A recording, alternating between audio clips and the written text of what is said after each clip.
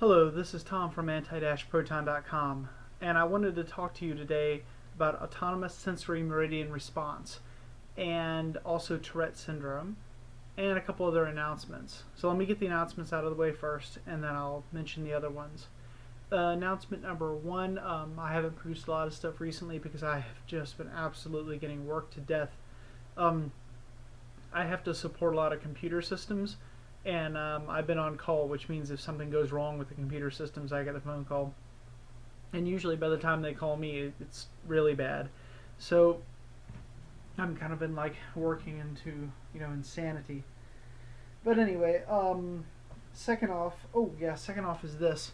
I get asked about this a lot, and I thought I would show it to you. This is a torque. People ask about this torque. I get emails about this. It's a sterling silver torque. I looked at gold, but gold would be like just god awful expensive. This right here was enough of a cost. It's like 10 ounces of pure sterling. But I've had it forever. That's why it's kind of dark and it needs to be cleaned. Beautifully made though. If you can see if the focus will work on this thing. Come on, focus. Focus. Yeah, this thing can't focus worth anything. But anyway, I got it from craftycelts.com. It's been so many years I don't even know if they still exist anymore. But my ancestry is Celtic and Pictish, pretty much Scottish, British, but a lot of Pic. And so it kind of comes, I guess, natural for me to wear a torque. Consider like all those people that wear all their nice, ethnic ancestral clothing. Well, that's my ethnic ancestral clothing. I always hate when people put on those forms, are you Caucasian? I'm not Caucasian. When they say Caucasian, they mean white. But here's the problem. Caucasians are people from the Caucasus region of Europe. They're like actually a specific group of people. The only reason that people use the term Caucasian is because some, I can't remember who it was, but somebody back in the 1800s came up with some goofball theory that somehow all ethnically, I guess, white people, if you like, came from this Caucasus region, which isn't true because white people are actually made up of a whole bunch of different groups. It would be like when you say that all black people are African. That's not true either. There's huge numbers of diversity in Africa. There's tremendous differences between the top and the bottom and the east and the west. Massive differences. Really a poor idea to group people by this one little term for huge numbers of different people, like Asians. Oh, they're Asian. Well, the difference between Chinese and Japanese is pretty massive when you think about it. And if you think that's bad, take Japanese and Indian. They're both Asian, right? But they're not even remotely similar to one another. So it always kills me whenever they say Caucasian. I just check other and write Pic. But anyway, people are so goofy. Now, getting on into the important stuff. Oh, one other thing before I talk about what I was going to talk about. Show you these little crystals I got at the shop when I was up in Vermont, when I went to the uranium mine. See if you can see me through there. This is a piece of calcite. Don't think it's an Iceland. No, it might be an Iceland spar, but nice. And then there's this little thing. I still haven't figured out exactly what it is yet. It is not quartz. Before I get anybody screaming that it's quartz, this is not a quartz crystal. Very beautiful though. It's got the same cleavage patterns as quartz. There I go, talking about cleavage again. All right, getting into it, and I have it written up here. Because I can never remember what the acronym stands for. Autonomous Sensory Meridian Response, ASMR. Back in the 80s, I noticeably had some problems. It turns out I wasn't like everybody else. Go figure. And I ended up getting put into the study by Johns Hopkins University on some particular doctor on Tourette syndrome. I have Tourette syndrome. I've been diagnosed with Tourette syndrome. Only about 10% of people with Tourette syndrome do the cussing thing. You know, the out loud cussing they always show on TV. Only a very small percentage of us actually do that. I don't do it. So first off, don't ask me why I don't do that, because I don't do it. But I do have about 5 transient tics. Now, what is a transient tic? A tic that you might ever seen somebody with like a tic where they have like a facial tic or something, and it's usually uncontrollable. They have no control over it. They can't usually stop it, and they sometimes aren't even aware of it. Tourette's doesn't work that way. It's more like you have the need to tic, to do a repetitive action, but the repetitive action moves over time. Like for a couple years, it might do this blinking like I did, this terrible blinking, like that, and then one day after 10 years of doing that, gone. And instead, it's been replaced with other things. For example, clearing my throat. I'll start doing that, and I'll clear my throat every 5 freaking seconds for days. My father has it. He pushes his toe, in his main toe. I can't remember what it's called. His big toe. He pushes it, kind of squeezes it into the floor a little bit, kind of squeezes it, and he's done it for so many decades straight that he developed arthritis in that one toe only. I do it, so I'll eventually get arthritis in that toe too. Isn't that great? That tick tends to come back to me quite often. I have dozens of different ticks that I do, and I only keep about 5 at any given time, but they move around. They're transient. That's what Tourette's means. It also Tourette's tends to make you think things you aren't supposed to think. It's sort of odd. It's kind of like the people that cuss out loud when they're not supposed to. Did I see a cat tail somewhere? Yeah, I do. There's a cat tail. And it's kind of like that, but you tend to think things, and just damnedest things come to your mind. I think that has something to do with Tourette's too.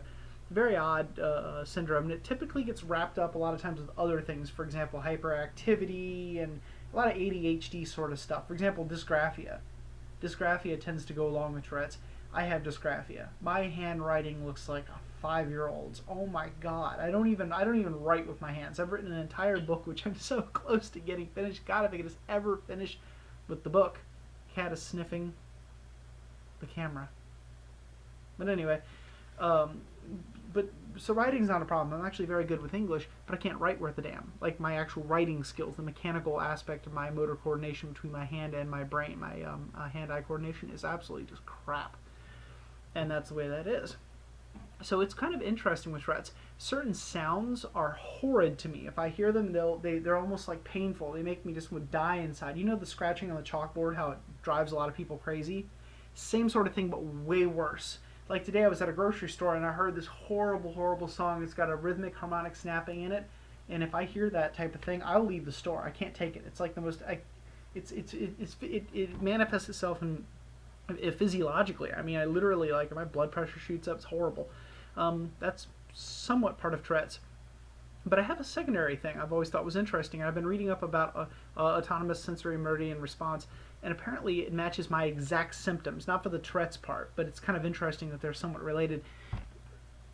The way ASMR works, and this is a different thing from Tourette's, is people who have it feel, and I know because I'm one of them, feel pleasure at hearing certain sounds, very specific sounds. The pleasure is intense. And when I say intense, I'm talking like orgasmically intense, but not sexual in any way, shape, or form. There's no part of it that's sexual. It's if you feel it like in your head and down the back of your spine. If you watch a movie, you ever seen one of those movies where, like, okay, do you remember the movie with Bruce Willis?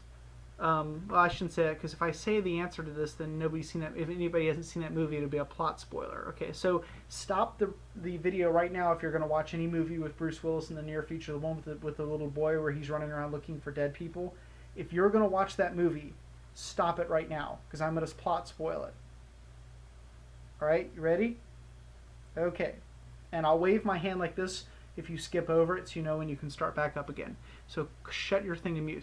In the movie, it's towards the end of the movie, you discover that Bruce Willis himself is actually dead, and he thinks he's alive, and that's why the boy can see him, and everything all of a sudden comes together, and a lot of people get that little shudder of feeling down their spine right when they realize the whole thing. They're like, oh crap, and you get that little buzz of kind of almost a shudder down, like a cold chills going down your spine.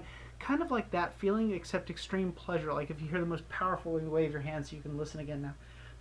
Like if you hear the most wonderful, beautiful opera music you've ever heard in your entire life in an orchestra, and it just kind of takes your breath away. It's kind of like that, but it continues for hours. And it depends on what I hear.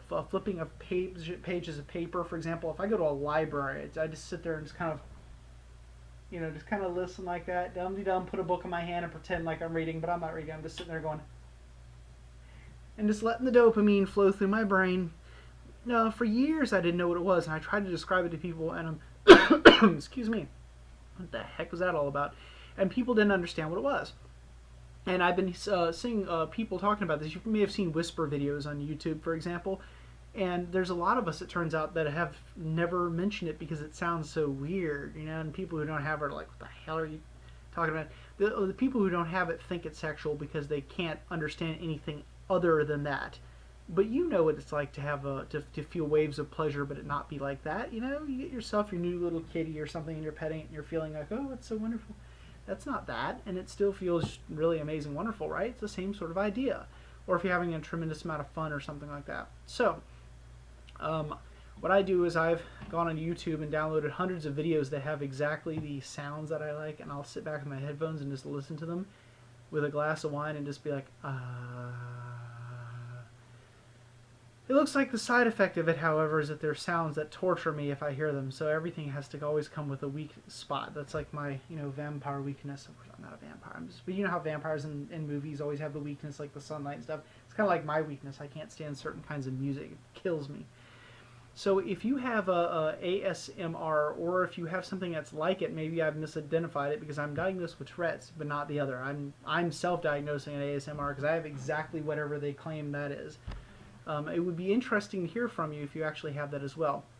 And if you do, list what sounds affect you. For me, it's flipping papers, chewing gum, bottle caps, bottle tops and things being moved around, certain voices. Certain voices. Like my wife's voice does it, which is beneficial. Of course, she doesn't know that and she never talks, so, whatever. But technically it does. Other sounds do it too. I can't think of them off the top of my head. Mostly books, though. Magazines, books, people that just flip through books. Whenever you see somebody pick up a textbook and they slap the pages aside like that when they're kind of trying to get to something. Oh, like joygasm. But anyway, so there you go. That's my weird weird message for the day, week, whatever. But anyway, this has been Tom from anti-proton.com and ASMR.